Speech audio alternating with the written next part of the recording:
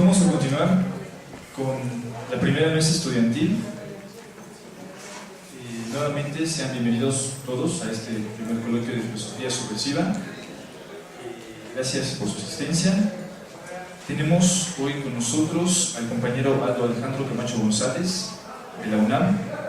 Él viene a darnos su ponencia de la crisis del ser humano frente a sí mismo en la historia. ¿Qué es el hombre de nuestro siglo? Podemos recibirlo con un aplauso también, por favor.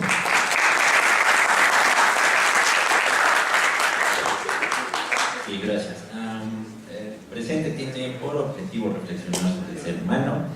Nos iremos en ideas del progreso, época y ser humano desde Kant, Scheler. Comienzo. La pregunta fundamental en la antropología filosófica es la siguiente: ¿qué es el hombre? Para contestar dicha pregunta sería menester preguntar antes ¿qué es el hombre del siglo XXI?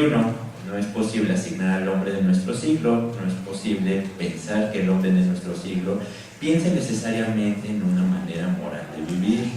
¿Qué es una manera moral de vivir? Como es sabido, desde los presocráticos hasta Kant, se pensó en una manera loable de vivir moralmente. Esta manera loable, menciona Kant, es la idea de progreso de la humanidad. ¿Qué es el progreso? La manera más loable de vivir moralmente, dentro de una sociedad de determinada época. ¿Qué es la época? Tanto Schiller como Kant piensan que la época es un modo de desenvolvimiento intelectual que no tiene estructura, pero que funge a partir de las responsabilidades morales que el ser humano realiza. Sin embargo, en el siglo XIX Nietzsche critica que la manera de vivir moralmente se encuentra en un plano totalmente metafísico. Nietzsche propone que la mejor manera de vivir es dándole la espalda, por así decir, a la metafísica tradicional desde Platón hasta Kant, esto con el fin de dar un giro ontológico a la vida. Asimismo, se dice que Nietzsche es conocido como el primer posmoderno. ¿Por qué? Porque le dio un giro fenomenológico a la misma historia. Esto es un modo en el cual el ser humano se halla frente a sí mismo en tanto que se piense como un ser histórico, no epistémico ni metafísico. Por lo tanto, no hay idea de hombre, sino el hombre en la historia. Esto pues permitió que filósofos vieran de distintos modos de historia, filosofías de la historia a partir de teorías de verdad, tales como Husserl, Heidegger, Gadamer, Scheler y entre otros. ¿Qué es el hombre frente a sí mismo? Scheler, siguiendo a Nietzsche, comenta que el hombre se encuentra en crisis, pues no sabe lo que es, pero sabe que no lo sabe, lo que ha generado el desconocimiento del ser humano frente a sí mismo en tanto que se encuentra arrojado en la historia. ¿Qué es el hombre del siglo XXI? ¿Es el mismo que del siglo XX?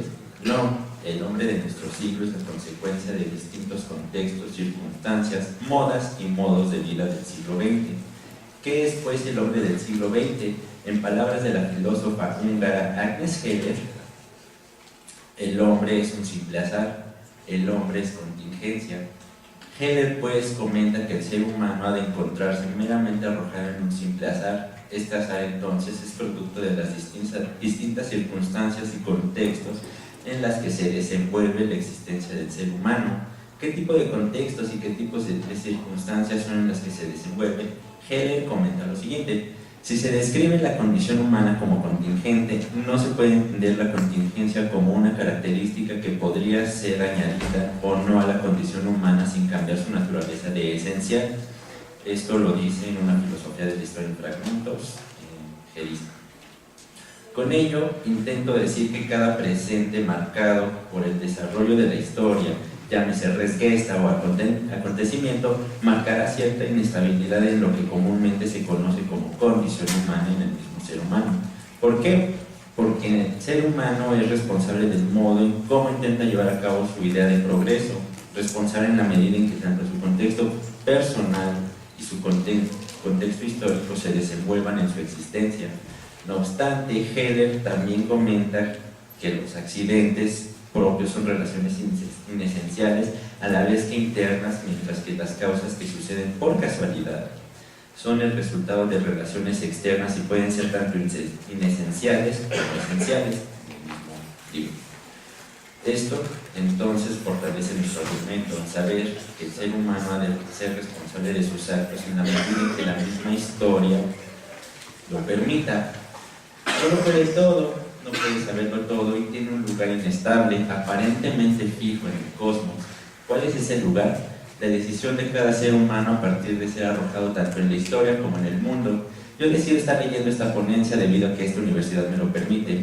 Yo decido ser estudiante de filosofía debido a la decisión que tomé en cierto momento de mi vida bajo la circunstancia que viví en ese momento. Con ello, pues, quiero dar a entender que cada decisión que el ser humano ha de tomar a lo largo de la historia no es sino producto del azar, diría nuestro filósofo. ¿Por qué de un azar? Porque ciertamente nadie sabe lo que es, pero sabemos que no lo sabemos. El ser humano para Hegel es llanamente una consecuencia tras una consecuencia. En el libro que he citado menciona a Pascal y a Kierkegaard como seres conscientes de la inmensidad del universo frente a ellos, dando por referencia que a partir del cosmos humano es posible pensar la inmensidad del cosmos, del universo. Ahora bien, dado que el presente intenta dar una respuesta a la pregunta que interroga por el sentido del ser humano de nuestro siglo, pensemos pues qué es el ser humano de nuestro siglo. El siglo XXI comenzó con algunos acontecimientos, consecuencias de los dos siglos anteriores, tales como la toma de presidencia de Bush hijo, el atentado de las torres del World Trade Center en Nueva York, la invasión a Afganistán, la guerra contra Irak, el inicio de una guerra fría entre Estados Unidos, Rusia y China, hace un par de años la invasión de Siria, los cohetes al espacio por parte de Corea del Norte. El incesable avance de la tecnocracia ha hecho que el ser humano deje de pensarse a sí mismo en tanto que ser humano. Todo lo que hay en el cosmos lo tiene en sus manos en menos de 60 segundos. La crisis global en 2008, la crisis europea inicia en Grecia, en nuestro país se hallan 12 años de guerra contra el narcotráfico, el regreso del revolucionario institucional. ¿Cómo es que en pleno siglo XXI hay un país llamado Corea del Norte? ¿Cómo es posible que haya un lugar en el mundo en el cual estamos arrojados por azar, un lugar llamado Vaticano? Por la misma razón por la que existieron dos guerras mundiales en Europa, en el maravilloso continente con el que literalmente todo estudiante de filosofía piensa. ¿Qué es lo que podríamos denominar como lo mejor para nuestro modo moral de vivir?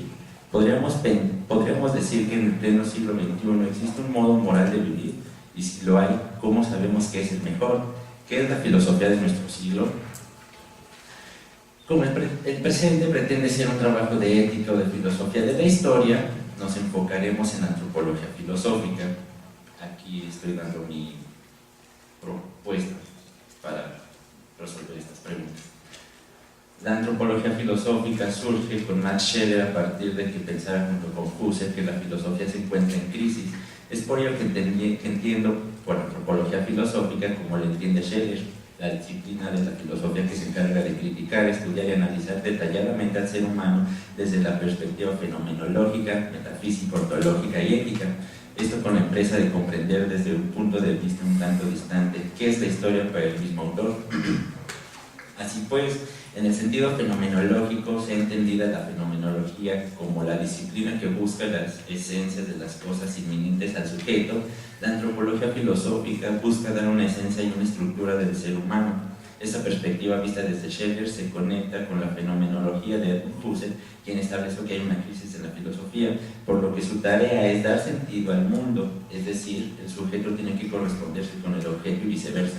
El problema entonces radica en que Husserl, a pesar de tener en su obra una idea de ser humano, no puede concretarla, pues es este quien intenta dar sentido a lo que se halla inmediato a él, así como lo que se encuentra en determinado tiempo. Esto ha llevado a Scheler a buscar la esencia y estructura metafísica y ética del ser humano, postulando que esta antropología se ha llevado a cabo fuera de toda tradición filosófica, es decir, hacer de una vez con la filosofía tabula rasa para comprender qué es el ser humano y qué son las ciencias que a este ha de efectuar. No obstante, la antropología filosófica vista desde la fenomenología intenta pensar al ser humano en tanto que ser humano para llevar a cabo su empresa.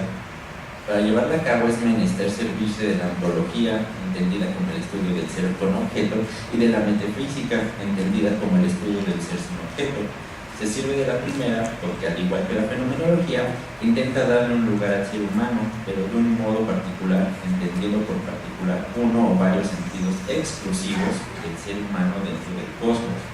El ser humano, al pensarse en tanto que ser humano, da un sentido al mundo en el que está arrojado y por ello hace del mundo su mundo. Asimismo, se acerca a la perspectiva metafísica. Si nos enfocamos en la esencia y estructura del ser humano, pensándonos a la vez dentro del mundo que hacemos, podremos tener una idea concreta del ser humano, a saber, una idea metafísica que aterriza de nuevo a la fenomenología. Pareciera entonces que nuestro interés es un círculo, pues intentamos pensar al ser humano como un ser que aparece en el mundo y en tanto que aparece en el mundo, lo tenemos presente. Es una inminencia ante nosotros mismos en tanto que seres humanos, y al ser una inminencia ante nosotros, captamos la idea de ser humano. Teniendo las tres ideas anteriores, podemos observar, grosso modo, que esta antropología filosófica, vista desde Scheler, se encarga de criticar, estudiar y analizar también los principios epistémicos del ser humano, tales como su entendimiento, entendido de lejos como el logos, del mismo hombre griego, o ratio moderno. El carácter óntico y cíclico que emana de él, esto es, el modo en el cual aparece en el cosmos y ante sí mismo como ser de entendimiento, su relación y distinción con las plantas y los animales, puesto que Scheler afirma que esta antropología, al igual que la fenomenología, ha de dar un sustento metafísico a las demás ciencias, el cual ha de permitir que el ser humano sea objeto de estudio para sí mismo, de tal manera que se halle consciente a sí mismo e intente descubrir un lugar en el que se encuentra arrojado, entendido como mundo o cosmos. Hemos dicho que se podría lograr fenomenológicamente, en tanto que buscamos ontológicamente su esencia y su estructura esencial para hallar de inmediato la idea concreta del ser humano. Ahora bien, este desarrollo principiado fenomenológicamente puede encontrar una base ética. De lejos podríamos decir que sí, pues nuestra labor consiste en que el ser humano se piense en tanto que ser humano. Si partimos de que el ser humano en sí mismo es un ser ético, entendiendo por ética en Scheler lo que estudia o intenta estructurar valores humanos con el fin de crear una axiología, a partir de Kant, tendremos una noción a priori de las necesidades y conceptos morales que el mismo ser humano ha de llevar a cabo categóricamente mediante su esencia y estructura, sean lo que sean. Una vez que el ser humano se piensa en tanto que ser humano, logra tener interés por los demás, pues tiene la idea inminente de ser humano gracias a que ha intentado buscarse fenomenológicamente en el mundo. Este interés por sí mismo, como otro, tiene una carga ética, pues teniendo en cuenta que el ser humano, en tanto que agente del mundo y por lo tanto de la naturaleza, es inestable, busque cierta estabilidad para habitar el mundo que hace. Así, pensando en la relación ética que el ser humano tiene consigo mismo en tanto que ser humano, pasa con el otro humano también humano. Se tiene, pues, que el mundo en el que está arrojado es un mundo totalmente habitable, pues se busca un bien común axiológicamente, sea ontológico o metafísico. Debe ser inminente a ellos para comprenderse a sí mismo en tanto que seres humanos. Dicho lo anterior, de esta manera hará en el mundo la historia. Se tiene a sí mismo como ser humano ético. Una vez hecho esto, el ser humano podrá tener presente su presente, así como el presente del pasado. De esta forma, el ser humano, que ha pensado en tanto que sí mismo como un ser ético en sí mismo, con base en el presente de la historia, hará una filosofía de la historia, pues con base en este presente, el ser humano tendrá una idea metafísica de su historia. Finalmente, esta antropología filosófica, según Max Scheler, nos hace ver que el ser humano tiene que pensarse más allá de la metafísica y de la ontología, pues si es consciente de sí mismo fenoménicamente, es decir, si se busca su esencia y su estructura, y si partimos de que en sí mismo es un ser ético debido a su búsqueda fenoménica, logrará comprender que el mundo en el que se encuentra arrojado tiene una historia totalmente humana y comprenderá que el mundo es para él mismo en tanto que lo hace para él mismo. Hemos expuesto que la antropología filosófica de Max Scheler tiene un enfoque meramente ético, lo que nos permitiría repensar qué es el ser humano de nuestro siglo, pues hemos mencionado que el mismo ser humano es la consecuencia de las circunstancias, contextos y demás situaciones del siglo pasado. Lo que he intentado es retomar una parte de la filosofía del siglo XX, en concreto la de Scheler, para pensarnos a nosotros mismos en tanto que seres humanos. ¿Qué es el ser humano del siglo XXI? No es posible saberlo, sino mencionando que es una mera consecuencia, pues hay asuntos como la biodiversidad, la multiculturalidad y demás tabúes que no nos podrían dejar pensar en concreto al ser humano. ¿Por qué no decir que el ser humano es y ya? ¿Por qué preocuparnos por el mejor modo moral de la vida? ¿Por qué no olvidarnos de nuestras diferencias raciales y pensarnos en tanto que seres humanos? Todo esto es imposible porque el ser humano se encuentra arrojado en el mundo por un mero azar. Como conclusión, si es que la quisiera decir que si hay una reflexión filosófica, sea lo que sea la filosofía del siglo XXI, sería la siguiente: el ser humano del siglo XXI no tiene sentido alguno, su existencia es meramente un par de dados arrojados por mera casualidad, por accidente, lo que lo ha permitido hacer de sí lo que su voluntad ama. Ahora bien, si no tiene ningún sentido pensarse, podríamos fundamentar un modo moral de vivir. Yo he propuesto la teoría de los valores de Schiller, porque nos invita a pensar al ser humano en su estructura y en su esencia tanto que ser humano, mas la respuesta, como siempre, queda en el aire.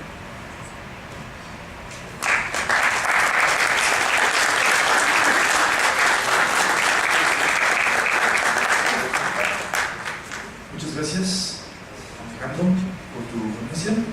Vamos a continuar en esta mesa con Alberto Ortuño Mendieta, estudiante de filosofía, casi titulado. Él estudia aquí en la UAM y su ponencia se titula La imposibilidad de lo posible, reflexiones sobre la imposible revolución. Un aplauso para él, por favor.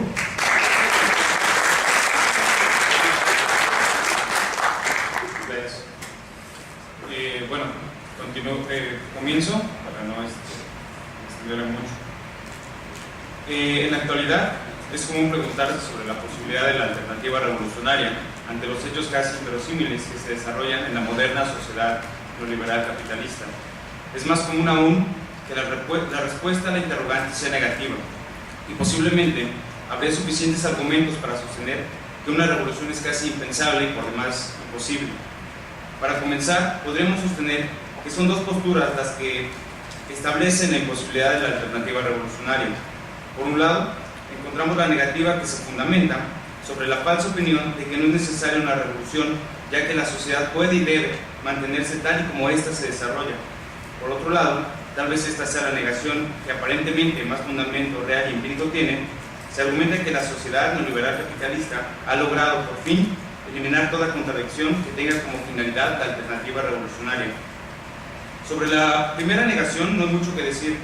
Es claro que quien sostiene que la sociedad debe de continuar tal y como se desarrolla actualmente, solo puede ser ese mismo agente opresor que se beneficia de la explotación de las clases menos favorecidas, esas que conforman el grueso de la población.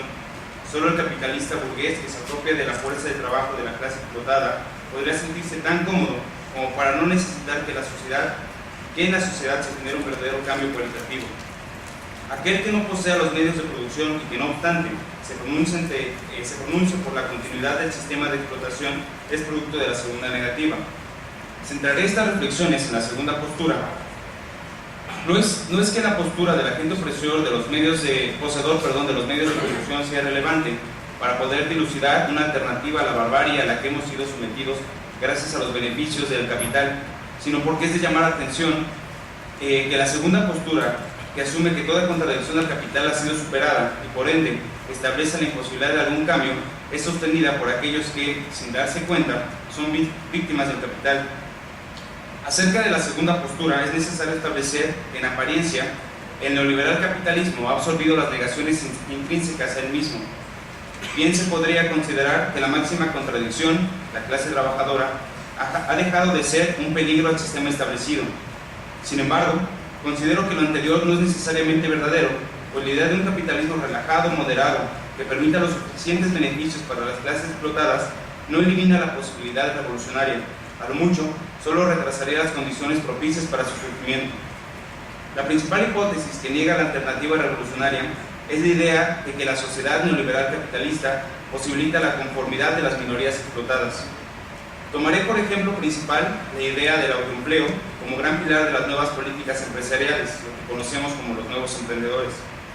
En ello recae la posibilidad de que el capitalista o capitalista burgués transnacional dote al proletariado de medios de producción propios que ayuden a la clase obrera a que no solo sea dueña de su fuerza de trabajo, sino que tenga en su poder la posibilidad de reproducir el sistema desde el aparente autocontrol y manejo de su fuerza de trabajo.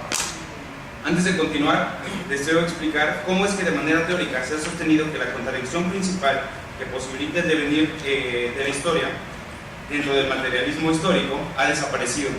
Tomaré la obra del filósofo alemán Herbert Marcuse, en particular un ensayo titulado La caducidad del marxismo, para poder demostrar lo anterior. Aclaro que no es que Marcuse se declare a favor de la superación de dicha contradicción sustancial en la teoría marxista, sino que su obra nos ayuda a entender los argumentos que a menudo son utilizados para suponer la imposibilidad de un cambio cualitativo en nuestra sociedad. Por otro lado, encontré la posición tardía del filósofo coreano-alemán Byung-Chul Han, quien en el 2014 escribió un artículo publicado en el diario El País titulado ¿Por qué no es posible la revolución?, texto donde expone argumentos que a su parecer declaran clausurada la posibilidad revolucionaria. Comienzo con Marcuse. Marcuse desarrolla en su ensayo lo que a su parecer son los 5 principales postulados clave de la teoría marxista, reuniendo algunas tesis que no se limitan a los escritos propios de Marx y Engels, sino que reúnen algunos principios desarrollados por Rosa Luxemburgo y el mismo Lenin. Los postulados son los siguientes, y cito tal cual. 1. En el capitalismo, las relaciones sociales entre los hombres se rigen más por el valor de intercambio que por el valor de uso de las mercancías y servicios que ellos producen. Es decir, su posición es restringida y regida por el mercado. 2. En esta sociedad de intercambio, la satisfacción de las necesidades humanas ocurre solo como derivado de la producción lucrativa. 3. En la evolución del capitalismo se desenvuelve una doble contradicción entre a. La creciente productividad del trabajo y la riqueza social en constante incremento por un lado y su empleo represivo y destructivo por el otro, y b. Entre el carácter social de los medios de producción, no ya instrumentos de trabajo individuales sino colectivos, y su posición y control privados. 4. El capitalismo puede resolver esta contradicción solo temporalmente, incrementando el derroche, el lujo y la destrucción de las fuerzas productivas. La carrera competitiva por los beneficios de la producción de armamentos conduce a una vasta concentración de poder económico, a una expansión agresiva exterior, a conflictos con otros poderes imperialistas y finalmente a un ciclo recurrente de guerra y depresión. 5. Y último, este ciclo solo se puede romper si las clases laborales que soportan el embate de la explotación se apoderan del aparato productivo y los ponen bajo el control colectivo de los mismos productores. Cierro la cita. Marcuse sostenía que todas las proposiciones expuestas anteriormente se podían corroborar de manera clara en el desarrollo del capitalismo del siglo XX, a excepción de la última. Según la teoría marxista, el ciclo continuo de explotación y deshumanización del hombre solo se podría romper cuando la clase trabajadora que sostiene la sociedad capitalista se apoderara de los mecanismos de producción para hacer que estos realmente estuvieran al servicio de la colectividad. La última proposición descrita por Marcuse refiere a los países industrializados, donde se generaría una transición casi necesaria del capitalismo al socialismo, dejando en manos del proletario el control del aparato productivo.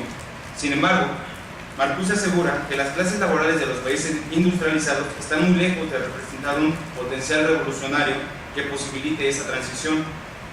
Los continuos avances en la calidad de vida de la clase trabajadora en las décadas de los 70s y 80s del siglo pasado significaba de manera abrasiva la necesidad de una transformación de las relaciones de producción y por lo tanto la alternativa revolucionaria carecía de sentido. No obstante, si existiera una revolución que llevara al proletariado a la apropiación de los medios de producción, esta no significaría una transformación de las relaciones de trabajo y consumo, porque las necesidades del gran capital habían sido introyectadas por los trabajadores, haciendo que éstas correspondieran a las necesidades mismas del gran capital. El concepto aquí de introyección lo maneja desde el sentido freudiano, en donde una necesidad ajena a uno se hace propia y se reconoce como propia, a pesar de que la necesidad sea de un agente externo. Esta tesis había sido expuesta anteriormente por Marcuse en su obra El hombre unidimensional, en donde explicaba que el modo de vida, deseos, aspiraciones, virtudes, etc. del ser humano estaban contenidas en una sola dimensión, la dimensión del capital.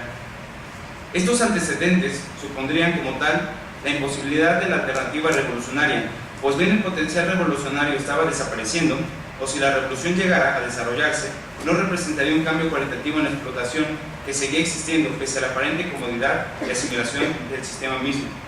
Ante esto, y para concluir el desarrollo teórico de Marcuse, el autor aseguraba que era labor de la izquierda, política e intelectual, tomar conciencia de la situación actual para revitalizar el debate de los conceptos de enajenación y concientización, para tener las herramientas necesarias para evitar esta tendencia a la contención y reacción del proceso revolucionario y que éste siguiera avanzando. No era pues una decisión objetiva de la clase trabajadora el no representar una firme contradicción al capitalismo, sino el triunfo paulatino de la estrategia ideológica del sistema dominante. Ahora bien, pasemos al segundo autor, Byung-Chul Han. En su artículo titulado ¿Por qué hoy no es posible la revolución?, comienza narrando que el motivo de su escrito surge después de un debate con el filósofo Antonio Negri, al que tilda de comunista revolucionario ingenuo, pues insta a la masa interconectada de protesta y revolución a asumir la función de derrocar al imperio. Para Byung-Chul Han es necesario demostrarle a Negri por qué las revoluciones ya no son posibles. Comienza exponiendo que, a diferencia del capitalismo clásico, el capitalismo neoliberal no utiliza medios abiertamente represivos para estabilizar el sistema, sino que la estrategia actual versa más bien en el ámbito de la comodidad y de la seducción.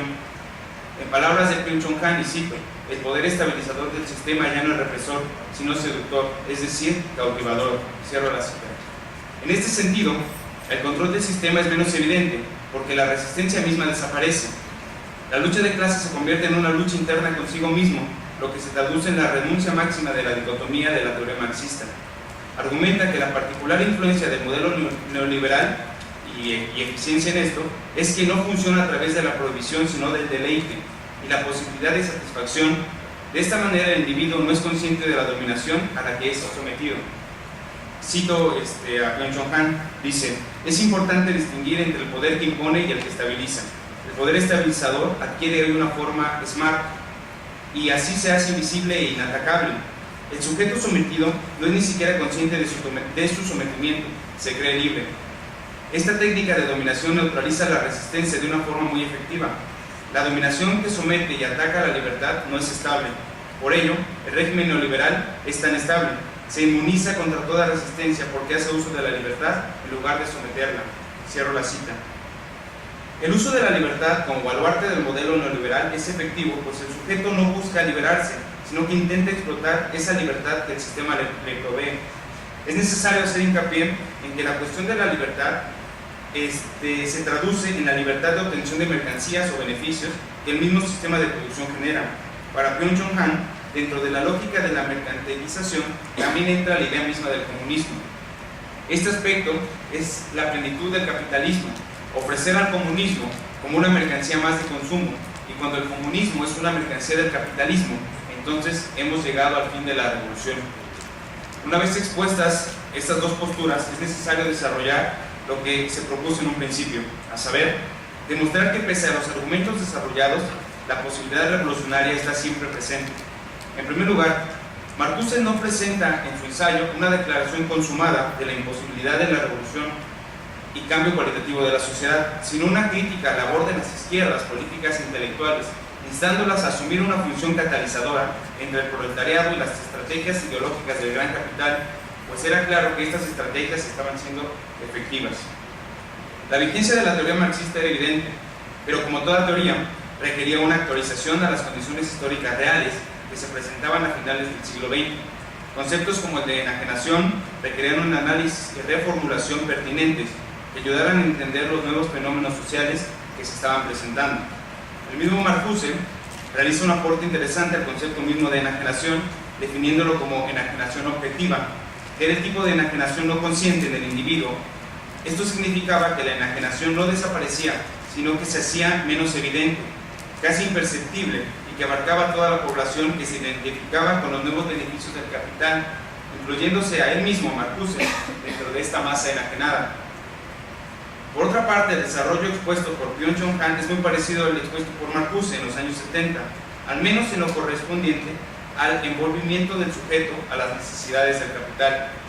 El desarrollo del carácter cautivador del sistema nos ayuda a entender la manera en la que en la actualidad el neoliberal capitalismo opera, haciendo uso de la libertad como medio de identificación del sistema dominante, que, como expone, no domina con la fuerza sino con la seducción. Otro aspecto importante en el artículo es la mercantilización de la vida pública, ámbito que él identifica como el fin de la revolución al apropiarse del comunismo como mercancía. En este sentido, lo que encuentra Byung-Chul Han es que cuando vemos mercancías comunistas a la venta, eso significa que el mismo comunismo ha entrado en el juego del mercado, al menos lo ha hecho, el capitalismo ha hecho que entre al juego del mercado. En este sentido también es seductor, la idea misma que dentro del capitalismo se puede vender de la idea del comunismo. Para Byung-Chul Han, el neoliberalismo no es posible explicarlo dentro de la teoría marxista, pues asegura que conceptos como el de enajenación respecto al trabajo desaparecen, pues el sujeto se vuelca con la euforia del trabajo, siendo este uno de los principales síntomas del síndrome de burnout, que es una fatiga crónica y estrés originados por el trabajo. Para él, la euforia por el trabajo propia del síndrome de burnout y la revolución se excluyen mutuamente. Aquí en este punto asegura Byung-Chul Han que el primer síntoma del síndrome de burnout es este entusiasmo por trabajar, y ese entusiasmo excluye necesariamente, según él, la posibilidad de una revolución. Los argumentos expuestos por Byung-Chul Han son del tipo de argumentos que mencionaba al principio de estas reflexiones, aquellos que aparentemente reflejan que la alternativa revolucionaria ha desaparecido, pero como indiqué, pese a que en apariencia tengan sustento, olvidan detalles por demás importantes que nos hacen recordar que la transformación cualitativa de la sociedad no es una cuestión superada. Comenzando con la cuestión del síndrome de burnout, al que hace mención el filósofo surcoreano. El origen mismo del síndrome no contradice la revolución como él escribe, sino que afirma la necesidad misma de este cambio, pues este síndrome se presenta en el trabajador como producto de los altos niveles de estrés y la insatisfacción laboral, llevando a la despersonalización del individuo y un alto grado de depresión.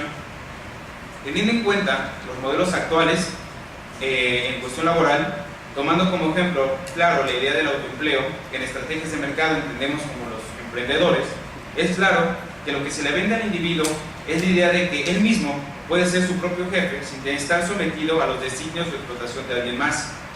Lo que no se ha expuesto en estos modelos es que, si bien de manera directa no hay un agente opresor, el individuo no escapa a la lógica del capital y de los grandes empresarios que subcontratan los servicios de cualquier otro particular, haciendo de la idea del autoempleo solo un paliativo, pues o intentas crecer y convertirte en un pez gordo, o eres absorbido por una gran empresa y de inmediato vuelves a entrar a la lógica directa entre obrero y patrón. También es claro que la primera opción es casi imposible, o sea, volverse un pez gordo dentro del mercado, y la segunda opción es muy poco probable. La idea de que tu pequeño negocio sea tan fuerte que sea absorbido, que representa una competencia directa a algún gran burgués. Existe también otra opción, que es quedar en la bancarrota, pues siguiendo el juego del mercado, un emprendedor poco puede competir con los grandes burgueses. Si bien es cierto que el neoliberal capitalismo dota al individuo de algo más que sus propias cadenas, seduciéndolo cada vez más por la cantidad y no calidad de objetos que puede comprar, la idea de que el capitalismo se mantenga en un periodo de relajamiento gracias a las comodidades que él ofrece es solo una ilusión momentánea, pues cada sujeto dentro de la sociedad, el burgués, tanto el burgués como el proletariado, se encuentra sujeto a la lógica de la acumulación de capital. El capitalismo clásico y el neoliberal operan y siguen operando gracias al deseo de obtención de mercancías o el deseo de acumulación de capital. Este deseo es el motor que posibilita que este juego siga continuando. Entonces, si es cierto que el capitalista burgués ha posibilitado al obrero proletario la asimilación más cómoda del modelo neoliberal capitalista y ha desplazado a la explotación y enajenación con un disfraz de objetos de consumo y satisfacción, solo oculta la explotación, pero esta sigue presente en cada una de las relaciones de producción. Si a lo anterior sumamos que el deseo mismo de acumulación es latente e incrementa cada vez más, la explotación misma toma un carácter más abierto y marcado, trayendo consigo diversas formas de empleo, cuyo objetivo siempre será la apropiación del plusvalor, y que la contención pacífica de la alternativa revolucionaria y de las protestas por una calidad de vida mejor en términos cualitativos sea abiertamente más represiva. En este sentido, entre mayor sea este deseo de obtención, el capital mismo, el sistema como tal, recurrirá cada vez más a medios distintos para apropiarse del plusvalor y también a medios distintos para reprimir. México es un ejemplo claro de cuando la conservación del poder económico y político está en riesgo, no son necesarias las máscaras que ocultan y disfrazan la represión, esas son presentes y creo que somos testigos. La posibilidad revolucionaria no quedará descartada gracias a que existe un sistema que desarrolla y justifica su producción por medio de la explotación misma, que visible o no tiene repercusiones físicas, psicológicas y sociales en los individuos. En otras palabras, mientras existe explotación, siempre estará latente la revolución, aunque ésta tenga que adoptar vías o estrategias nuevas y distintas, que son esas vías las que tenemos que empezar a discutir. Para concluir, y haciendo referencia a estas vías o estrategias que la revolución puede adoptar, es necesario tomar en cuenta uno de los principios fundamentales del materialismo histórico. Cada etapa de la civilización sienta las bases de su propia destrucción, y hacer uso de la técnica producida dentro de la era del capital puede sentar las bases para la construcción o transición a una nueva etapa de la civilización. Gracias.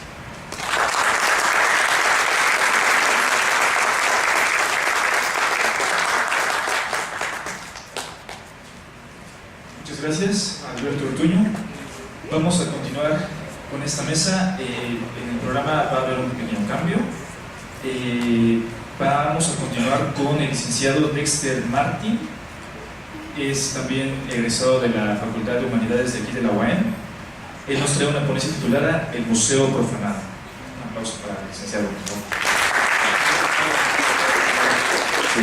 Antes que nada, muchas gracias por estar aquí. Compañeros, amigos, alumnos de nuevo ingreso, que están aquí.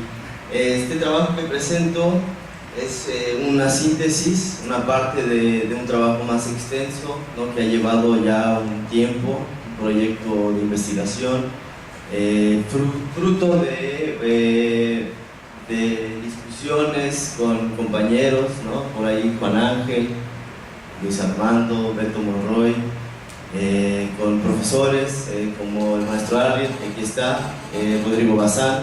Entonces es una síntesis un trabajo que no plantea una conclusión, ¿no?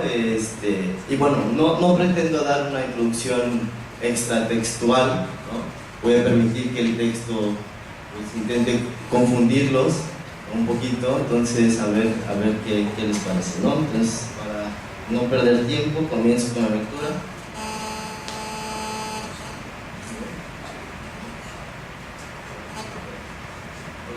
Entonces, comienzo, ¿no?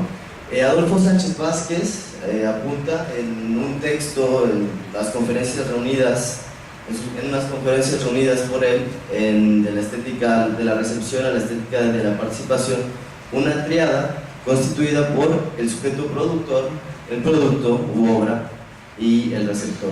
A lo largo de la historia del pensamiento estético, la atención que se le ha concedido a esta relación tripartita ha sido desigual. La atención se ha fijado especialmente en el productor o en la obra. El proceso de recepción o el receptor ha sido desdeñado desde estas visiones, considerándolo un ente totalmente pasivo encargado de consumir intencionalidades prefabricadas del productor o del producto. El papel pasivo del receptor y la relación estática de este con la obra encuentra su institucionalización en el museo, en donde se establece una relación contemplativa entre el objeto y el receptor. El museo actúa como un mediador, un intérprete, pero sobre todo como un conservador de la obra u objeto autónomo digno de ser contemplado. Jeffrey Lewis, expresidente de ICOM, que es el Consejo Internacional de Museos por sus siglas en inglés, confirma lo anterior en la publicación de la UNESCO sobre cómo administrar un museo. Cito: los museos se ocupan de los bienes culturales de la humanidad y los interpretan para el público.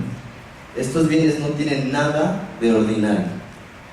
No tienen nada de ordinario, cierro la cita, no tienen nada de ordinario porque al entrar al museo se han sacralizado, convirtiéndose en objetos dignos de ser contemplados.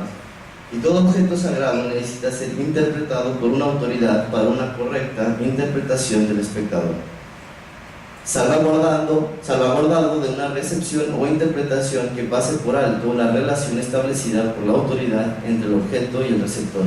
En este sentido, el museo funciona de forma religiosa o eclesiástica, separando lo sagrado de lo subterrenal, mediando lo sagrado e interpretándolo para el devoto. La definición de religión de Agamben es aquí pertinente, cito: aquello que sustrae cosas, lugares, animales o personas del uso común y los transfiere a una esfera separada, cierro cita. El museo sustrae al objeto o a la obra del uso, de su manipulación o de su interpretación. El museo es la iglesia que mantiene la separación entre el sacro objeto que ha sido destinado a ser contemplado y el receptor al que se le ha conferido el papel de receptor pasivo detrás de la línea que divide ambos mundos. Atrincherado en esta separación, el museo tiene su razón de ser. En la declaración del Consejo Internacional de Museos, en pro de un turismo cultural sostenible en el mundo entero, así se titula el texto del ICOM, afirma que disfrutar sin destruir ha de ser, en última instancia, el objetivo de todos los protagonistas de las actividades artísticas, cierro cito. Esto se refuerza en sus líneas de conducta del ICOM, ¿no? Hay líneas de conducta en el museo, y cito las líneas de conducta, dice: se recomienda no exponer las prendas sin vitrina, dadas las variaciones de atmósfera generadas por el público. En efecto, de este emana una cierta humedad acompañada de una cierta temperatura, suciedad, ¿no? y una nada despreciable cantidad de polvo. La proximidad de las prendas con respecto al público plantea asimismo un problema de seguridad, puesto que los visitantes tocan, respiran y se desplazan. La proximidad es un riesgo que el museo evita. La proximidad aumenta el riesgo de que los visitantes ensucien el objeto sacralizado. De ahí que el ICOM considere que, cito, la palabra clave es no tocar, en el texto original no tocar en negrito. Injustificadamente, las prendas que constituyen colecciones de museo, para no reducir su valor de documento histórico, cierro cito. La culminación de no tocar y disfrutar sin destruir evidencia que la única recepción aceptada por el museo es la recepción pasiva, a la distancia. Esta recepción pasiva se da de una manera particular en la contemplación. El término contemplación proviene del vocablo latino contemplatio y significa acción y efecto de mirar con atención. Esto podría satisfacer la siguiente aseveración: en un museo se mira con atención. Sin embargo, tal afirmación solo se ajusta con lo dicho hasta ahora si tomamos en cuenta el término contemplari, que procede de contemplatio, que significa mirar lejos. De este modo, el término contemplación se muestra satisfactorio para conceptualizar la forma en que se da la recepción en el museo. Se mira de lejos con atención. Se mira de lejos porque se mira desde la separación entre obra y receptor, entre lo sagrado y lo terrenal, tal como Moisés dice que se contempla a Jehová. Lo veré, pero no ahora. Lo contemplaré, pero no de cerca. En Números 24:17. Se contempla de lejos en el museo, nunca de cerca. No me refiero a longitudes. La lejanía radica en lo inaproximable en tanto objeto inapropiable. Y se contempla con atención porque lo que está en el museo es sagrado, y lo sagrado merece ser contemplado con devoción, tal como contempla el devoto a Dios o el filósofo la idea del bien. El corolario evidente de esta separación es la imposibilidad de usar. No tocar es el primer mandamiento de la iglesia del museo, y disfrutar sin destruir es la ética del receptor pasivo. Esta manera de recepción implica a su vez un recogimiento del receptor en el objeto. Expliquemos.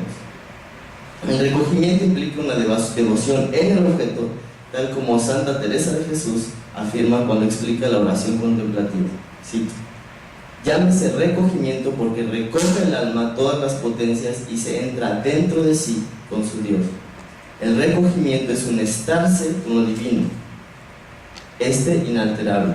El devoto se recoge dentro de sí para estar con lo divino, con el objeto sagrado. El movimiento es del receptor hacia el objeto sagrado, que se mantiene inalterado. Se va del mundo terrenal al mundo sagrado.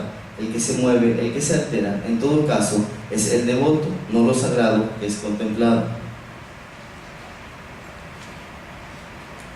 La actividad en el museo se muestra así como un ritual. En los museos, los amantes del arte reciben con un recogimiento religioso a la obra de arte de su devoción.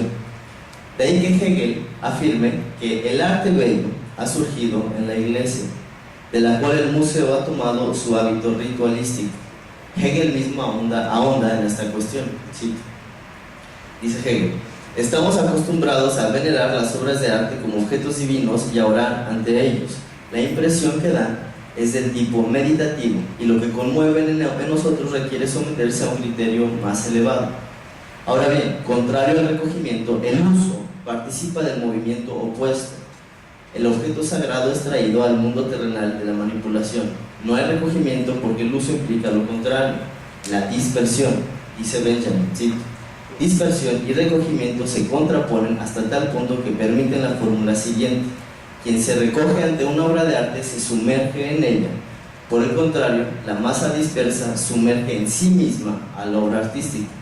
La masa dispersa, mediante el uso, trae al objeto sacralizado al mundo terrenal, lo envuelve, lo transforma.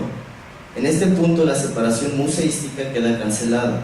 La devoción no tiene lugar porque se ha pasado del recogimiento en la contemplación a la manipulación del objeto en la dispersión. Al uso se accede, dice Agamben, solamente a través de una profanación. Para manipular hay que profanar. Pero ¿qué es la profanación y por qué es condición para acceder al uso? Agamben recurre a la definición de profanación de Trebasio, cito Trebasio. Profanar se dice en sentido propio de aquello que, habiendo sido sagrado o religioso, es restituido al uso y a la propiedad de los hombres. La restitución implica aquí una profanación por el acto de sustraer al objeto sagrado de su templo, el museo, y restablecerlo al uso del mundo terrenal. La culminación de no tocar precisa la necesidad de esta separación. Lo sagrado se debe mantener limpio y para eso se debe mantener lejos del uso. El ICO mismo lo señala en sus líneas de conducta para la preservación de los objetos del museo, cito al ICO. La prenda deberá ser examinada para detectar cualquier vestigio de humedad o presencia de parásitos. Si está muy contaminada, se recurrirá a una desinfección mediante fumigación. Se recomienda el uso de guantes limpios. Las manipulaciones se reducirán al mínimo indispensable. El valor inmaterial, el valor inmaterial metafísico del objeto sagrado se mantiene en el mantenimiento de su pureza por medio de la limpieza. La profanación radica entonces en ensuciar mediante el uso. La separación museística resguarda lo sagrado de esta suciedad y busca en la limpieza su subsistencia.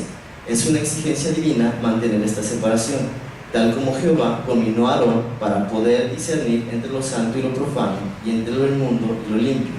Levítico 10:10. La profanación, así, funciona como una desactivación de la separación que une lo inmundo y lo limpio. ¿Dónde está entonces el museo profanado? El museo desactivado. Para responder, primero tengamos bien presente que el museo es el lugar de la categorización. El sistema del museo se encarga de definir el lugar de cada elemento que se alberga en él. El museo clasifica los objetos, personas, lugares, prácticas que deben ser resguardados. En los últimos años, las cosas del museo y el museo mismo han sido incorporados en su forma virtual a Internet. Libros, pinturas, músicas, imágenes, infinidad de objetos, prácticas, disciplinas que antes eran resguardados por el museo han encontrado un lugar en la red. Esta incorporación se muestra sumamente problemática. Internet es un lugar donde las fronteras entre público y objeto se han diluido en una inmensa red de intercambio y manipulación de toda clase de objetos: escribir, compartir, descargar, cortar, copiar, pegar, reproducir, modificar, fragmentar, montar, desmontar. En la red el receptor se convierte en un usuario que usa, manipula, ya no se limita a recibir, es activo ante el objeto que tiene enfrente. El receptor pasivo del museo, alguna vez retenido en la separación que marca la línea entre lo sagrado, del original y el mundo terrenal del uso, en Internet encuentra la posibilidad de adueñarse de los objetos de los que fue separado. La popularidad de la red puede deberse a esta avidez de participación y colaboración que históricamente no le había sido complacido a las masas, siempre recluidas en la impasibilidad y el consumo dirigido. Benjamin considera que acercar espacial y humanamente las cosas es una aspiración de las masas. Cada día cobra una vigencia más irrecusable la necesidad de adueñarse de los objetos en la más próxima de las cercanías, en la imagen, más bien en la copia, en la reproducción. Internet posibilita esta apropiación de los objetos en la copia, en la reproducción. Lo que en el museo tenía un orden, una razón de ser, un discurso, una justificación, En la red encuentra un bullicio de participación que suprime la mediación y categorización del museo. La red propicia la liberación del objeto de la categorización que lo mantenía inamovible. Esta liberación propicia a su vez su fragmentación, su destrucción y su transformación. Tantos son los objetos, los fragmentos del objeto, alguna vez ordenado, que la clasificación no puede llevarse a cabo. ¿Qué género musical es, por ejemplo, un mashup? Pero el museo ha reaccionado a su profanación. La eliminación de las fronteras entre lo sagrado y el uso terrenal ha provocado un cisma. El gran arte reacciona denunciando que sus objetos han sido ensuciados por el uso no jerarquizado. El museo ya no puede garantizar la limpieza sagrada que reclama y reacciona con la idea de un arte puro, limpio, que rechaza la manipulación y cercanía del objeto con el receptor. El museo rechaza cualquier función social del uso de sus objetos bajo la premisa de la pureza, como dice Benjamin, de la genialidad, perenidad y misterio, premisa que se muestra reaccionaria y conservadora y que nuestro autor veía como material fáctico en el sentido fascista, por la propensión a la abstracción metafísica de distinguir entre superiores e inferiores. El mito de la genialidad ha estado presente en el fascismo por medio de la figura del caudillo que encausa los valores imperecederos y originarios y limpia lo sagrado del desaseo de las masas inferiores. El museo es la morada de tal caudillo. Sin embargo, con toda la reacción del museo, la red se ha mostrado como un lugar que infringe la separación. La línea que divide productores y receptores no está clara. Ambas partes se complementan y completan una a la otra. Se manipula y se recibe y se manipula de forma suplementada. De esta manera, la autonomía, que en algún momento parecía indisoluble entre el que dice y el que escucha, el que produce y el que recibe, se ve amenazada en la red. En este punto, la reacción del museo ha sido, como ya se ha señalado, la de convencer de la necesidad de separar la producción elevada que él resguarda y la producción inferior que surge de esta masiva participación. Es un lugar común. De las masas, dicen, no surge nada importante. Pero esto último es cierto. De esta producción no surge nada importante si consideramos que lo importante es lo que brota del establecimiento de la separación entre lo sagrado y lo terrenal. Solo los productores que han sido autorizados por el museo podrán, bajo esta lógica, producir lo importante, lo sagrado. El museo ha intentado esconder esta posición reaccionaria mediante mecanismos pacificadores, mecanismos apaciguadores o educadores. Enseñémosle a las masas a producir objetos de calidad, enseñémosle a producir cosas importantes, enseñémosle la subversión. Por más subversiva, educadora, insurrecta, innovadora que pueda parecer esta posición conciliadora de decir cómo hacer a los que no saben hacer, al final el museo se mantiene como mediador oficial entre lo santo y lo terrenal. El fondo del asunto es que la jerarquización y categorización entre superiores e inferiores se mantenga intocable. Para lo demás hay concesiones. El museo puede ser administrado sin problema alguno por el buen samaritano, el vanguardista, el intelectual o el revolucionario solidario. No importa mientras la separación se conserve. Tal solidaridad, entre muchas comillas, con las masas ensuciadoras de todo lo que vale la pena se muestra reaccionaria. Los maestros del museo, que como grupo dominante encarnan el mejor de los mundos posibles, representan una casta que funciona como argumento para retornar a la categoría y a la separación. La fórmula es harto conocida: los intelectuales al poder, los espíritus elevados a enseñar, etc. Fórmulas enmarcadas en el despotismo ilustrado. El caudillo especialista del museo se encargará de poner a todos de nuevo en su lugar. La apropiación y la participación colectiva en el mundo virtual se resiste a los deseos del caudillo. A la renovación espiritual del gran arte del museo, la red responde con una expropiación de lo sagrado. El aparato técnico de producción y reproducción que representa el mundo virtual es una afrenta directa al caudillo. Ya no es el caudillo mediando la recepción, es la recepción adueñándose del espacio del caudillo. con todas las implicaciones que esto conlleva: participación, transformación, interacción, destrucción, ensuciamiento, uso. Los públicos quieren dominar el museo se resiste a ser ensuciado. Muchas gracias.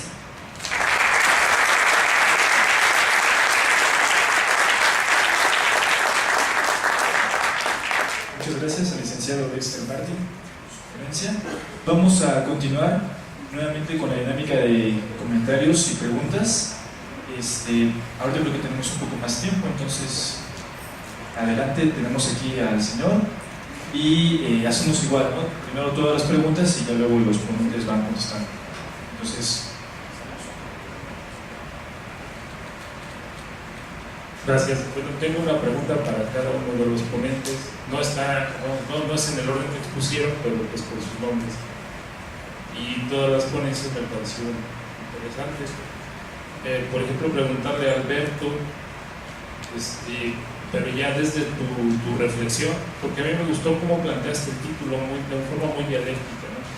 Entonces, ya desde tu síntesis particular, ¿tú qué piensas? ¿Hay o no hay sujeto revolucionario hoy? ¿O nunca lo hubo igual? Y la otra sería entonces cómo pensar la revolución, pero ya desde tu propia reflexión, que sería para ti. Y luego para Aldo, vamos, lo voy a decir primero en términos profanos y luego ya académicos. O sea, ¿sería posible restaurar esta cuestión del sentido, que quizás todavía con el juicio teleológico se da, pero ahora ya en términos, podría deconstruirse actualmente el sentido, no como teleología, sino como sentido? Y para Dexter, pues a ver si estoy correcto, sí, la pregunta que formulo: ¿la profanación del museo agotaría la subversión del discurso de dominación de la pieza de museo? Y esas serían las preguntas de mi parte. Gracias. ¿alguien más tiene preguntas, comentarios?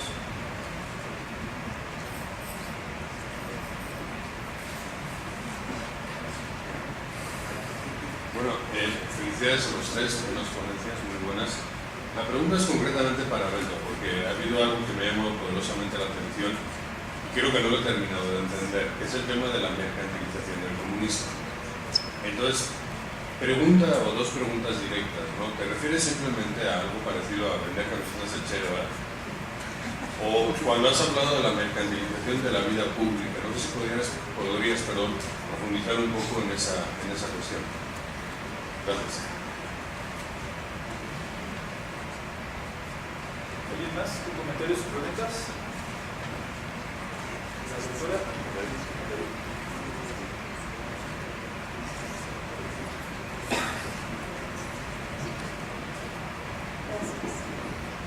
También trataré de formular una pregunta para cada uno. Muy bien las ponencias.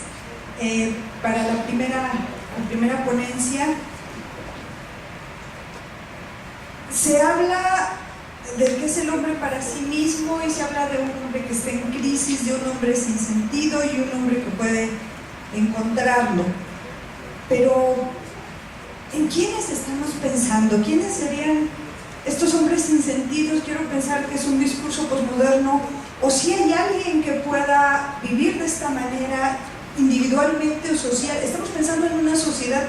¿Quién es Yo cuando me hablan de un hombre sin sentido siempre me pregunto, ¿se está pensando en una sociedad concreta o en un discurso, o dónde ubicamos a este supuesto hombre sin sentido? Y si es posible vivir de tal manera solamente en el azar. Luego, para la segunda se habla, sí estoy de acuerdo de que la revolución ya no se puede hacer como se pretendía hacer hace algunas décadas, y se habla de nuevas vías, estrategias para la revolución. El coloquio tiene que ver con una revolución que se supone vendría en algún sentido, en alguna medida, de la filosofía. ¿Cuáles serían para el filósofo en concreto esas maneras, esas nuevas vías, estrategias de hacer la revolución, ya que sí hay un discurso filosófico que invitaba a ello en otros términos, en otro momento histórico? Y para Dexter un poco esta relación entre sociedad y limpieza que llama mucho la atención y que por un lado parece imposible de mantener porque el propio museo al limpiar interviene en la obra de arte, no le gustaría profanarla, pero ya la estrategia higienista implica profanar la obra. Entonces también habría una profanación que viene del propio museo, aunque él trata de mantener esta visión sagrada del objeto. Y lo contrario, un contemplador que representa la sociedad por sí mismo, desde este discurso que le impone el museo, pero que también asume él mismo estrategias de limpieza cuando va, ¿no? Entonces no estaría, bueno, veo que no estaría como muy tácticamente ubicado limpieza y sociedad, sino que habría ahí contradicciones en el propio museo, que a través de la limpieza logra evitar la suciedad del otro, pero él mismo invita a la profanación o la realiza por sí mismo. Vamos a permitir que los ponentes puedan responder estas preguntas y ahorita continuamos con más estudios. Vamos a el grupo. Sí, sería posible restaurar el sentido del ser humano, contestando la primera pregunta. No sé realmente si hay un sentido o no en el ser humano. Yo estoy más a favor de Max Scheler. Él sigue el método fenomenológico de Edmund Husserl, pero no lo hace a partir de, digamos, la filosofía trascendental como fundamento metafísico de las demás ciencias. Scheler lo hace a partir de las emociones, en concreto del amor. Él dice, el amor es el punto de partida con el cual nosotros podemos pensarnos como seres humanos éticos. Lo retoma de San Agustín, Pascal y hasta Nietzsche. Esto con el fin de entregarse y no de ser para las cosas mismas. Dice, si hay un sentido en el ser humano, tiene que ser el amor, las emociones, porque son lo más inminente al ser humano. A partir de las emociones nosotros podemos pensar, y Scheler dice, a partir de las emociones nosotros podemos pensar en una ética que estructura al menos los problemas en los cuales estamos inmersos en este cosmos. No sé si respondo a tu pregunta, que yo digo que no, pero no sé si es posible de construirse, y yo pienso que si hay que restaurar un sentido, yo pienso que no hay que restaurarlo, sino pensarlo, pensar, no sé si azarosamente diría Hegel, pero al menos pensarnos como seres humanos en la conciencia, qué sé yo, fenomenológicamente. La siguiente pregunta, ¿quién es el hombre sin sentido? No tengo ni la más remota idea de quién sea el hombre sin sentido. A mí me aterra pensar que no tiene sentido el ser humano. Yo estoy más a favor de Scheler y su fenomenología de las emociones.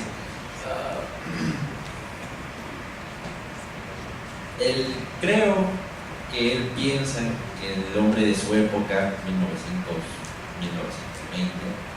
1920, no tiene ningún sentido por el contexto en el cual está inmerso. Husserl pensó lo mismo en el último libro, es La crisis de las ciencias europeas y la filosofía trascendental, una cosa así, ¿no? Porque en primer lugar está el positivismo, ¿no? Empieza a surgir. En segundo lugar, la Primera Gran Guerra. Yo creo que eso fue lo que aterró a Husserl principalmente como judío, como filósofo, en pensar si el mundo de la vida que él plantea es el sentido práctico para el ser humano, en tanto que sujeto trascendental que toma la actitud trascendental, no natural. Y Scheller se va por la ética. Él hace una ética material, una fenomenología de los valores a partir de las emociones, y piensa que la emoción principal, no sé si es el amor, pero él dice que sí es el amor, nos permite pensarnos en tanto que seres humanos a partir de que nosotros lo que primero encontramos en la conciencia son actos naturales del ser humano. Yo no sé si el ser humano tenga sentido, ¿no? Y el hombre sin sentido, para responder sin rodeo, choro, el hombre sin sentido al que se refiere mi texto es el de Magnus Scheller, el hombre que no tiene ningún trayecto y que está haciendo de su vida lo que el mundo a través de su historia le ha dado a saber por un par de datos arrojados. No sé si respondí también esa pregunta. Gracias.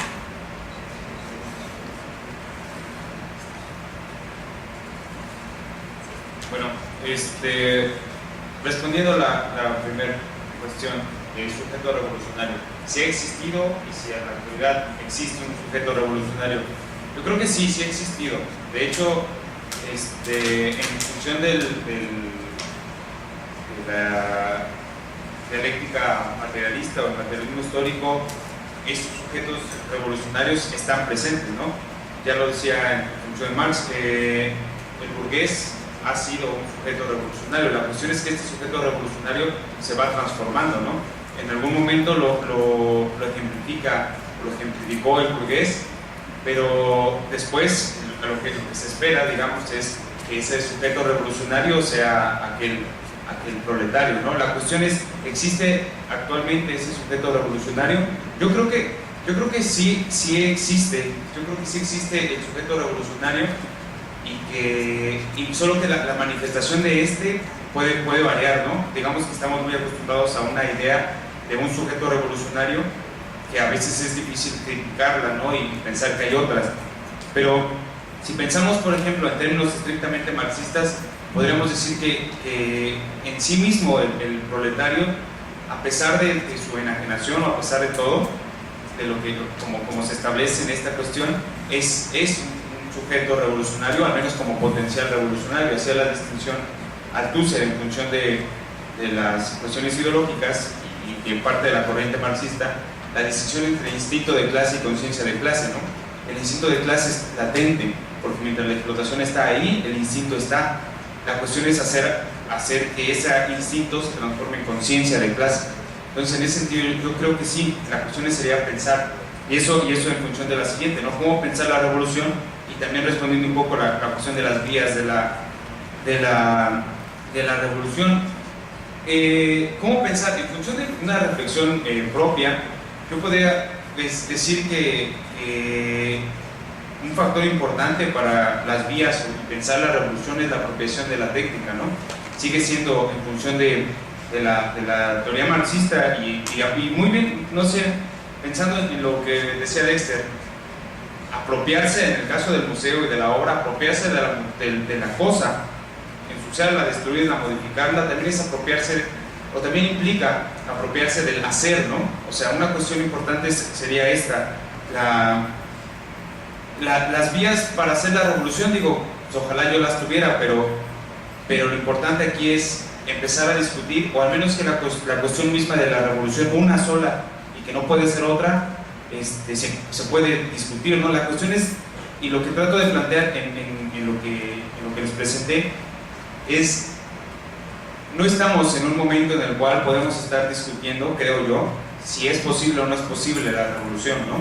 Yo creo que es más bien pensar qué vías puede tomar, cómo hacerla, porque a fin de cuentas el aparato represivo del Estado, el Estado en sí como aparato represivo, no se está preguntando, ¿no?, cómo reprimir o si es posible o no es posible reprimir, sino creo que es pertinente pensar esas vías, y que esas vías pueden pueden ser diversas. Digo, la apropiación de la técnica, la cuestión misma del uso del internet, como esta cuestión que es totalmente masivo, ¿no? Esas vías también no se deben de menospreciar. En muchos casos o muchas ocasiones esta función de verse como la cuestión filosófica, la cuestión intelectual, en la cual mucho se critica que la gente en Facebook, por ejemplo, critica cosas y dice cosas pero no hace nada, pues es parte de apropiarse, ¿no? del medio, apropiarse de esas nuevas vías. Creo que es importante, no se pueden menospreciar, creo,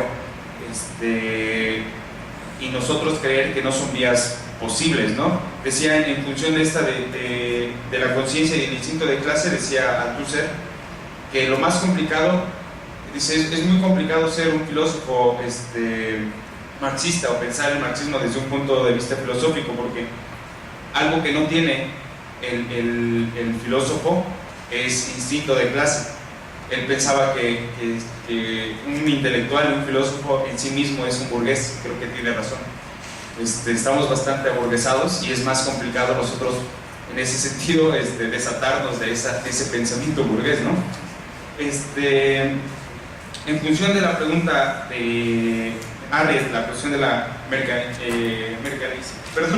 hacer mercantil pues la vida pública, lo entiendo en función primero de la noción de introyección de las necesidades. Cuando hay una cuestión, cuando hay una poca diferencia entre lo público y lo privado, al menos entre lo general, las necesidades generales del sistema y las necesidades individuales, la cuestión de la vida pública y la vida pública y privada carece, o al menos empieza a perder un poco de sentido, al menos de visibilidad, ¿no?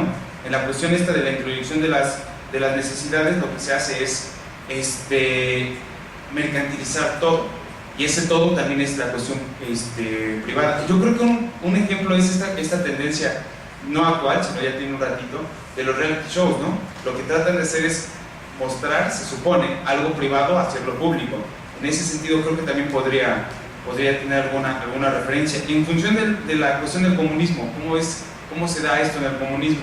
No creo que sea solamente que se venda la playera de Che Guevara, o que puedas comprarte una playera con una hoz y un martillo, o que encuentres en Samos del Capital, ¿no? Sino, en primer lugar, esto es algo que lo retoma Byung-Chul Han. Él cree que la cuestión del comunismo se hace una mercancía y eso ya en sí mismo es el fin de la revolución. En algún sentido sí, ¿no? O sea, el sistema trata de apropiarse de las contradicciones. Una buena manera de apropiarse de las contradicciones es hacer suyo algo que le puede generar alguna molestia, ¿no? Entonces, apropiarse del comunismo y hacerlo una cuestión mercantil también es en un sentido apropiarse de la contradicción y hacerla, y dividirla, pues. Entonces, creo que en ese sentido lo podríamos entender, ¿no? De la mercantilización del comunismo.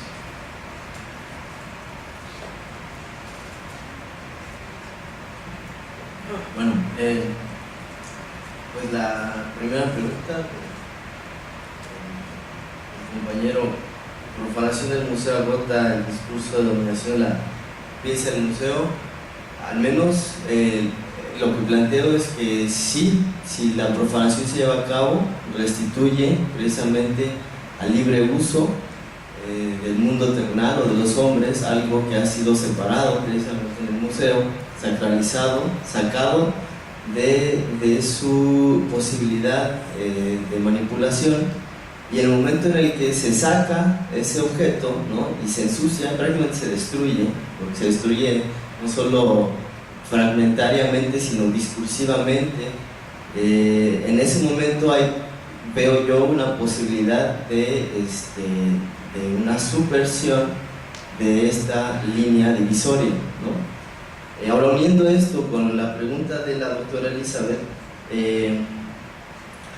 afirma que el museo interviene en la obra. Sí, es interesante lo que plantea, porque sí hay una intervención, ¿no?, al menos en una cuestión del curador, pero yo creo que la clave está en algo que usted mismo afirmó, que es, aunque trate de mantener la limpieza. En una cuestión profanatoria, precisamente, la limpieza sale sobrando, ¿no? El discurso de lo limpio ya no tiene relevancia, Y se puede notar, yo creo, en los bigotes de la Mona Lisa, por ejemplo, ¿no? O los memes, o Beethoven hecho banda. Porque al sacar a la obra y meter, como Benjamin ya nos había indicado, ¿no? Insertar la reproductividad técnica, precisamente lo que sucede es que el aura se desvanece. Entonces el aura, que es lo que considero que el museo, y no solo el espacio museo como galería de exposición, sino como precisamente Agamben menciona, ¿no? La museificación de la vida, que es toda forma de separación, sacralización que se puede notar en la escuela, en la universidad, en este coloquio, que estoy aquí, ustedes están allá, ¿no? En el partido, la política, lo que sucede es que se auratiza, se sacraliza un discurso, un objeto, etcétera, etcétera. Entonces la figura que ocupo ahí es el de la red, porque en la reproductividad técnica, que yo creo que es, pensando benjaminianamente, pues es muy claro que la red, en el momento simple en el que está ahí, es reproducible, y si es reproducible, es destrucción aurática en el sentido también del original, ¿no? Ahora en la red, como en la fotografía, como decía Benjamin, no podemos pensar en lo original, ¿no? Ahora el museo espacio, ahora sí, resguarda lo original, ¿no? En el Louvre o el Louvre, como se diga, la Mona Lisa es la que pintó Da Vinci, ¿no? O sea, la obra de arte es la original. En el momento en el que yo le tomo una foto, la subo a la red y le pongo bigotes, estoy ensuciando por completo, manipulando ese objeto sacralizado, restituyéndolo a la libertad del uso, ¿no? Que puede ser inclusive pues cambiándole la cara y poniéndole la del Chabelo, ¿no? Ahora la reacción del museo sería recuperar en un argumento de un arte puro y espiritual, originario, genial, perenne, la posibilidad de determinar la recepción, ¿no? Ahora, también siguiendo con la idea, que te digo es muy interesante, porque me ha dado muchas cosas que pensar, así que gracias.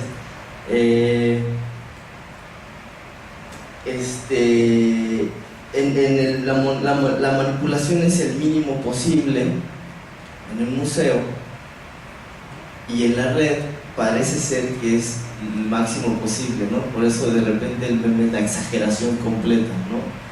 Es una fragmentación ridiculizante, destructora de lo solemne, ¿no? Entonces Beethoven tiene que hacerse banda, o sea, no hay posibilidad, no hay otra posibilidad de entonces, y si es banda hay que hacerla reggaetón, y si es Peña Nieto hay que ponerle orejas de burro y me explico, ¿no? Entonces espero que haya respondido a la pregunta, y bueno, creo que hay muchas cosas que pensar a partir de su planteamiento, ¿no? Gracias. Aprovechar. Ronda de preguntas. No en la cuestión aurática de la obra, sino en la cuestión del museo, como lugar, como espacio. Mencionas que hay ciertas reglas, ¿no? Ciertas reglas que están determinadas para seguir en la función misma del museo, ¿no? O tocar. ¿Qué pasa con estos museos, como el Papalote Museo del Niño, que su máxima es toca, juega y aprende? Entonces está implícito el tocar. Obviamente es en un aspecto distinto, pero eso, a fin de cuentas es un museo y se cataloga como un museo. Y su máxima es esa, que lo que puedes hacer es tocar. O sea, ¿cómo podemos entender eso? Más bien es la pregunta. Sí, buena pregunta. Sí, pregunto, así que sí, por ejemplo, yo creo que más allá del Museo Papalote del Niño hay un ejemplo muy claro en Estados Unidos, un museo que radica centralmente en Filadelfia, que se llama Please Touch, por favor tocar. Pero la cuestión interesante de este museo y del Papalote es que es por favor toca, pero como yo te digo que toques, ¿sí? Ahora la cuestión es, yo voy al Museo Papalote del Niño con mi sobrinito, ¿no? Etcétera, y mi sobrinito de repente trae comida, no. no entres con tus manos sucias, ¿sí? Puedes tocar, pero con tus manos limpias, ¿no? Además, puedes tocar aquello que puedes tocar, pero como yo te digo, y no solo eso, no te atrevas a sacarlo de su lógica de discurso museístico, ¿no? O sea, fragmentarlo, romperlo, cortarlo, manipularlo, copiarlo, etcétera, etcétera. Entonces, ahí yo creo que está, aunque un discurso apaciguador del museo, ¿no? Por ejemplo, en otra forma museística de vida, digamos, digo, no es por criticar el coloquio ni mucho menos, pero hay que pensarlo, son amigos por ahí, Gabriel, Emanuel, ¿no? Coloquio subversivo, ¿sí? Exacto, ¿no? Hay que ser subversivos, ¿no? ¿Y por qué tengo que ser subversivo, no? Ahora, la separación, o sea, nosotros tenemos nuestra agua, ¿no? Y pues acá, bien chido. Entonces la constancia, ¿no? Sí, muy bien. Exacto, entonces hay una reacción de la museificación de la vida constante ante la posibilidad que inaugura la técnica, una nueva forma de pensar la política, la relación personal.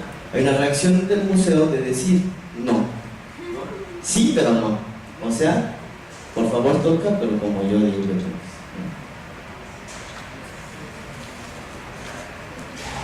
Bueno, ¿alguien más tiene una pregunta?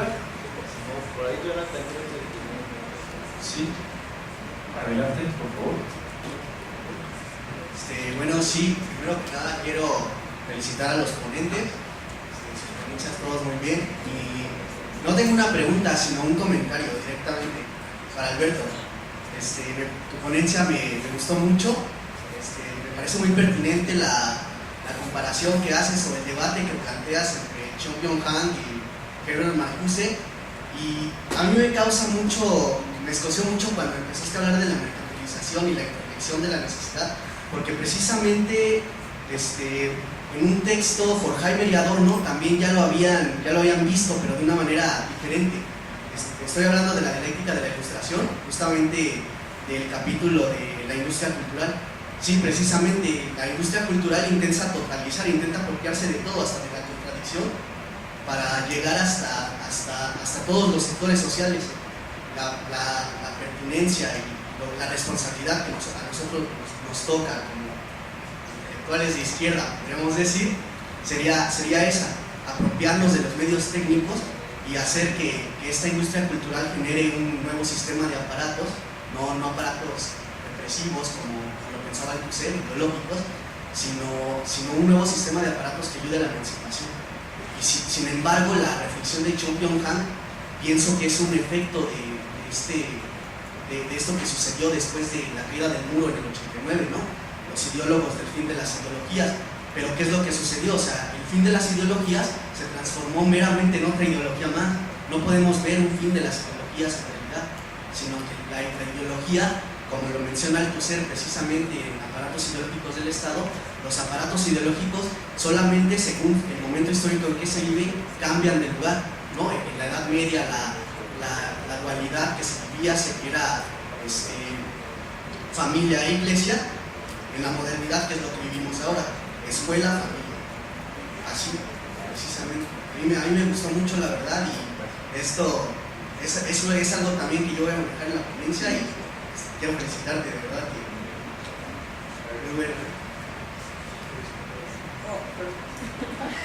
¿Alguien más tiene alguna pregunta? Compañero.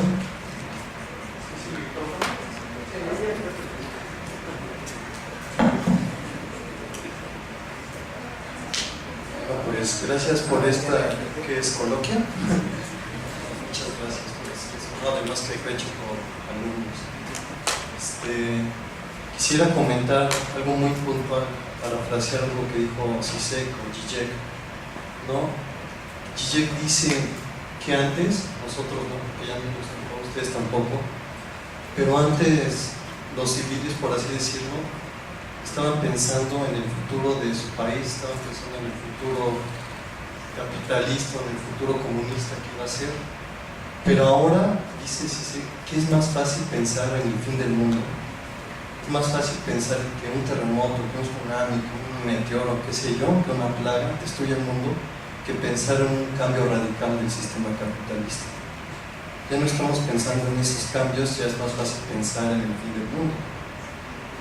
Entonces surge la pregunta, ¿qué hacer ante el estúpido y sensual capitalismo? Pues el capitalismo se trata de un consumo vehemente, ¿no? Y ese consumo depende de nosotros. Pues lo que hay que hacer, tal vez sea masivamente, imagínense todos los que estamos aquí, no consumamos bingo, no consumamos sabritas, Coca-Cola, todo esto. ¿Qué hacer? El agua también nos la quieren quitar. Pues tener un filtro de agua y todo esto, que son alternativas que se ven como que pacifistas o algo así, pero son muy violentas hacia el capitalismo, ¿no? No consumiendo sus productos. Entonces, de estas maneras sutiles, le estamos dando a la madre, porque es la base, el consumo, ¿no? Entonces, pues, quería comentar esto, pues. Gracias. Muchas gracias. ¿Algún otro comentario o pregunta? Entonces, hacer uso de la palabra. Yo estaba perdón, es una pregunta para Dexter. Estaba pensando en apenas hace mucho me enteré que el buen Bansky abrió un nuevo museo en el que parece que su intención es justamente la opuesta a la del museo, o bueno, quizás ahí cometería una ingenuidad al preguntar, pero el museo que inauguró Bansky está mostrando toda la fantasía de Disney, pero deshecha, destruida, totalmente descolocada, marchita, oscura, o sea, todo lo opuesto a lo que se supone que hay en Disney. Entonces, ¿qué pasaría con la lógica de un museo como ese? ¿También aplicaría la búsqueda de la profanación? ¿O ya es un museo de la profanación? Y entonces, o sea, ¿cómo lo pensarías tú desde lo que planteas? No, si Bansky me permite agarrar su obra y destruirla, sí, ¿no? Pero la cuestión es que Bansky se ha museificado, ¿no? Tan es así que, por ejemplo, hay un caso, creo que es en Nueva York, no sé, Mane está por aquí, no está Mane lo sabrá mejor que yo, que trabaja Bansky. Pues el graffiti, ¿no? Y de repente hizo una de estos grafitis en un caseta de teléfono, un rollo así. En la noche lo primero que pasa es que va un tipo, ¿no? Y les quita la pared y se la lleva a su casa, ¿no? Entonces, lo que inicia siendo quizás un discurso, quiero decir, subversivo, digamos, alterno, ¿no? El grafiti en la calle que se muestra, pues se museifica al final, porque además Bansky es Bansky, ¿no? El Bansky tiene el aura, ¿no? Además solo es un Bansky, y de repente aparecen 1000 Banskys y no, ese no es el Bansky, ¿no? El Bansky original, exactamente, ¿no? El Bansky original es y esta es su técnica, ¿no? Entonces sucede lo mismo que en el romanticismo del siglo XIX, ¿no? La cuestión del autor, ¿no? El museo quiere recuperar al autor, que ya por ejemplo Barthes o Foucault nos dicen, ¿no? La función autor tiende a desaparecer en el texto, ¿no? Al menos en sus elaboraciones. Ahora, el museo que plantea Bansky es más bien una ridiculización de Disney, pero dudo mucho de no ser que Bansky, que la separación museística no esté implementada. Porque en ese sentido, el museo puede plantear arte burgués, ¿sí? O puede plantear arte revolucionario, pero el punto es el mismo, el punto es la separación, ¿sí? Tanto el discurso subversivo separa como el discurso dominador, ¿no? Se apropia, el museo dice, bueno, nosotros vamos a plantear, como Benjamin dice, por ejemplo, el autor como productor, ¿no? Los hombres de espíritu son los encargados de llevar a la revolución, ¿no? Otra vez, de nuevo, la separación, ¿no? Entonces, sí, respondiendo yo creo a tu pregunta, dudo mucho que haya una profanación en ese museo, ¿no? porque es un museo. Para agregar otro dato interesante de Disney, que da mucho que pensar, se dice, no estoy muy enterada, gracias, pero se dice que Disney no logra dar el salto a la era digital. Y ahí tal vez esté la clave, ¿no? Disney entonces, por el mismo periodo histórico que le toca, es susceptible de la museificación y no entra ya en estos juegos de la profanación a nivel digital. ¿Qué pasa con eso? Creo que es un dato interesante que hay que reflexionar, ¿no? Con el caso Disney. Pues es que Disney como multinacional no entra porque, por supuesto, por ejemplo, en Estados Unidos el Copyright Act es una defensa de Mickey Mouse, ¿no? De repente apareció un Mickey Mouse alterno y pues luego Disney dijo, no, espérate, ¿no? Pero la cuestión aquí, lo interesante es que a la gente le vale mal, ¿no? Entonces de repente vemos Mary Poppins con un fondo de death metal, ¿no? Entonces la manipulación en la red pues se brinca prácticamente la jerarquización de la mercancía, ¿no? En el sentido que, como Guy Debord lo pone, ¿no? El planeta enfermo, ¿no? Explicando las revueltas de Watts, ¿no? En Los Ángeles. Lo que hace las revueltas, bueno, destruyo la mercancía, la uso, la regalo. Y en ese sentido, cuando uso y regalo, estoy brincándome la jerarquía que está implícita en la mercancía, a la cual se accede solo mediante la compra-venta.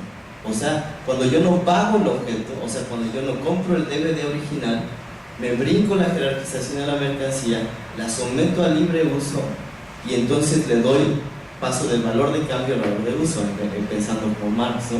El fetichismo de la mercancía queda descartada. Entonces tomo a Mickey Mouse y precisamente, ¿no? El fondo es el comando, ¿no? Pues yo sé que lo que estoy diciendo es... Pero el chiste es pues, levantar con tacitas. Sí, sin embargo, una generación le enseña a otra. Mira, originalmente Mickey Mouse era así, ¿no? Dibujos animados, ya en el área digital ya es otra cosa. Y viene otra vez la cuestión de la originalidad y todo. Entonces, que es algo que constantemente la reacción del museo quiere recuperar la idea de un original, ¿no? O sea, Mozart no lo escuches versión cumbia, vea el clásico, ¿no?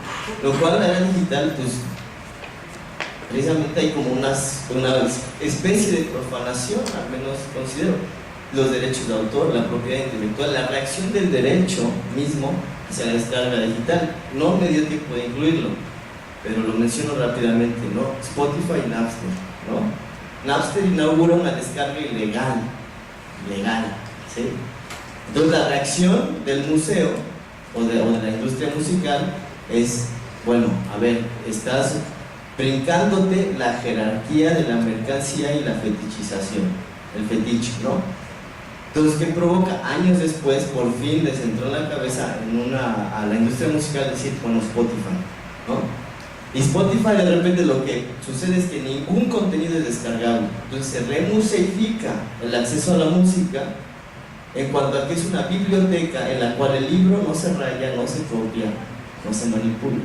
En cambio, si yo descargo el archivo musical, yo lo pongo en un disco, me brinco la mediación de Pink Floyd de escuchar Dark Side of the Moon de la 1 a la 10 y escucho de la 8 a la 10 después de escuchar a Don Omar, ¿no? Entonces, precisamente Spotify, lista de reproducción para el trabajo, para ir a correr, no descargues, ¿sí? No manipules, no uses, no ensucies, ¿no? Muchas gracias a todos por sus comentarios. Vamos a concluir esta mesa entregando las constancias de participación. Somos muy subversivos. La constancia para Aldo.